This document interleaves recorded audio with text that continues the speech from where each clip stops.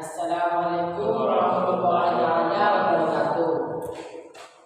Perkenalkan, nama saya Abdul Aziz dan di sebelah saya yaitu Rizky Karnani. Kami di sini akan menjelaskan tentang sebuah paper yang berjudul proses seismik dan pengaruhnya terhadap kehidupan.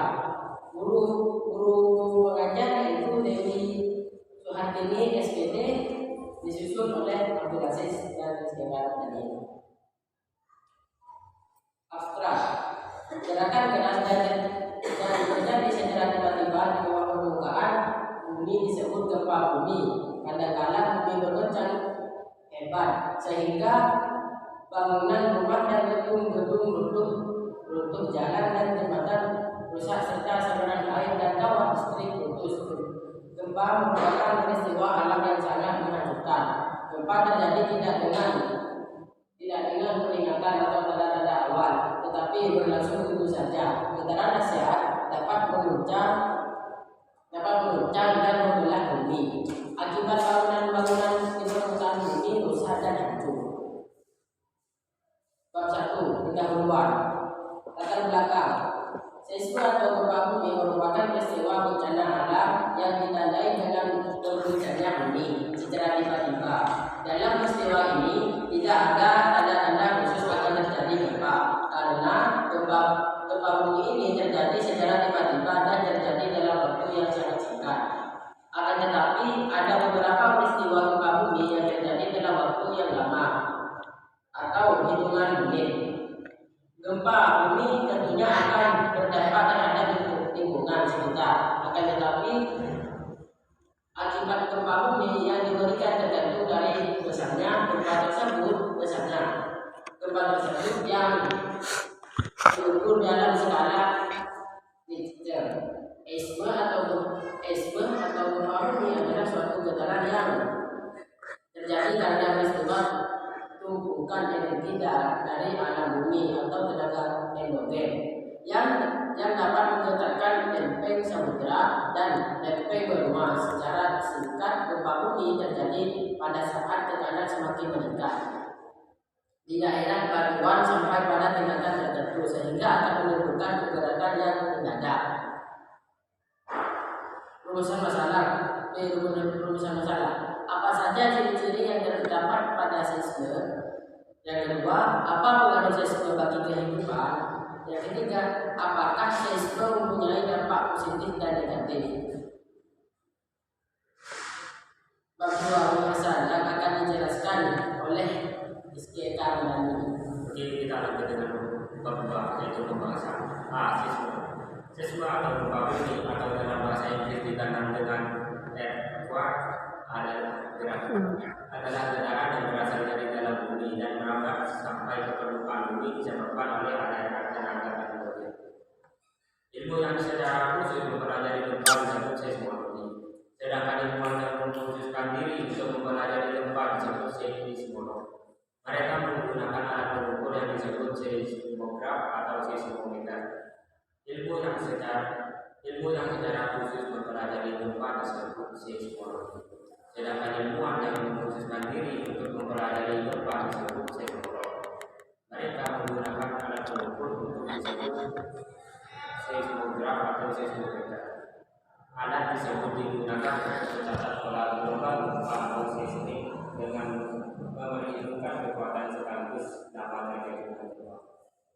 Ada beberapa istilah yang berhubungan dengan gempa bumi, yaitu epicentrum, yaitu titik pusat terjadinya gempa yang terletak di kawasan bumi bagian tengah. Epicentrum yaitu titik pusat gempa bumi yang terletak di permukaan bumi dibantu dengan epicentrum. Fokus yaitu jarak antara epicentrum dan epicentrum. Isosiasta yaitu garis pada peta yang menghubungkan daerah-daerah yang mengalami intensitas getaran gempa yang sama besarnya. Pleistocesta yaitu garis pada peta yang menunjukkan daerah yang paling kuat menerima goncangan gempa. Daerah tersebut terletak di sekitar epicentrum. Homosista yaitu garis pada peta yang menghubungkan daerah yang menerima getaran gempa yang pertama pada waktu yang D. Proses terjadinya seisme atau gempa bumi terjadi karena lempeng kerak bumi bergerak perlahan saling bergesekan, mengangkat dan mendesak di batu. Akibatnya tekanan bertambah besar jika tekanannya besar. Batuan di bawah tanah akan pecah dan terangkat. Pelepasan tekanan ini menambahkan getaran yang menyebabkan gempa bumi setiap tahun. Terjadi sekitar 11 juta gempa bumi dan 34.000 yang akan berubah. Beberapa gempa tersebar di dunia terjadi karena proses subduksi. Dalam proses ini terjadi hubungan antara dua lempeng dengan salah satu lempeng kerak bumi terdorong ke bawah lempeng. Lempeng samudra menempuh lempeng benua yang lebih tipis di darat. Lempeng samudra yang jatuh dan bergesekan dengan lempeng di atasnya melelehkan kedua bagian lempeng. C. Genesis. Yang pertama, berdasarkan faktor penyebabnya. Berdasarkan penyebabnya gempa bumi dibedakan menjadi 3 yaitu gempa bumi vulkan. Gempa bumi vulkanik terjadi akibat adanya aktivitas gunung api. Dalam banyak peristiwa, gempa bumi ini mendahului terjadinya erupsi gunung api, tetapi lebih sering terjadi dalam waktu bersamaan. Getaran gempa vulkanik lebih terasa jika dibandingkan getaran gempa vulkan. Getarannya terasa di daerah yang lebih luas. Yang kedua, berdasarkan kedalaman epicentrum. Berdasarkan epicentrum atau titik pusat terjadinya gempa yang terletak dari lapisan bumi bagian dalam dibedakan menjadi dua yaitu gempa dangkal. Gempa dangkal memiliki kedalaman epicentrum kurang dari 100 km di bawah permukaan bumi. Gempa menengah memiliki kedalaman epicentrum antara 100 km sampai 300 km di bawah permukaan bumi. Berdasarkan jaraknya gempa dibedakan menjadi 3 jenis yaitu gempa sangat jauh. Gempa sangat jauh terjadi pada epicentrum lebih dari 10 km. Gempa jauh terjadi pada epicentrum sekitar 10 km. Gempa lokal terjadi pada epicentrum kurang dari 10 km. Berdasarkan lokasi gempa. Jika dilihat dari lokasinya, gempa dibedakan menjadi 2 yaitu gempa daratan. Merupakan gempa yang epicentrumnya berada di daratan dan memiliki gelombang tsunami yang kecil. Gempa laut, gempa yang epicentrumnya berada di lautan dan memiliki potensi untuk terjadi tsunami. 5. Berdasarkan epicentrum. Berdasarkan epicentrum gempa dibedakan menjadi 2 jenis yaitu gempa laut. Gempa yang epicentrumnya berada di lautan dan memiliki potensi untuk terjadi tsunami. Gempa linier adalah gempa yang epicentrumnya berbentuk garis, contohnya gempa tektonik. D. Pengaruh seisme atau gempa bumi adalah getaran yang terjadi di permukaan bumi akibat pelepasan energi dari dalam secara tiba-tiba yang menciptakan gempa seismik. Seisme memiliki beberapa pengaruh terhadap kehidupan manusia seperti pengaruh positif, mengetahui jenis bintang dan bumi terang yang ada di dalam bumi, mengetahui lapisan di bumi, menentukan jenis dan kekuatan erupsi pengaruh negatif. Bangunan roboh, terjadi bencana susulan seperti tsunami, distribusi barang dan jasa masyarakat, sarana dan prasarana transportasi manusia. Ketiga itu kesimpulan.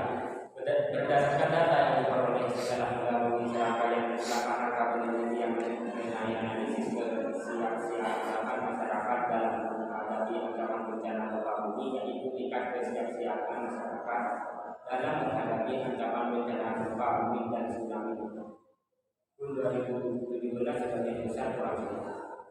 Tingkat pengetahuan masyarakat dalam menghadapi ancaman bencana gempa bumi dan tsunami, tingkat kebijakan masyarakat dalam menghadapi ancaman bencana gempa bumi dan tsunami, tingkat kesadaran.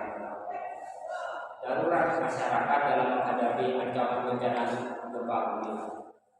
Saran. Berdasarkan kesimpulan dari hasil penelitian mengenai analisis kesiapsiagaan masyarakat dalam menghadapi ancaman bencana gempa bumi di Kecamatan Padang Barat pada tahun 2017.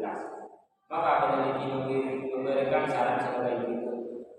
Pihak instansi terkait seperti kelurahan, kecamatan, BPBD, dan lain sebagainya diharapkan lebih banyak memberikan penyuluhan dan penyampaian kepada masyarakat. Oke, sekian dari kami, penjelasan dari kami. Assalamualaikum warahmatullahi wabarakatuh.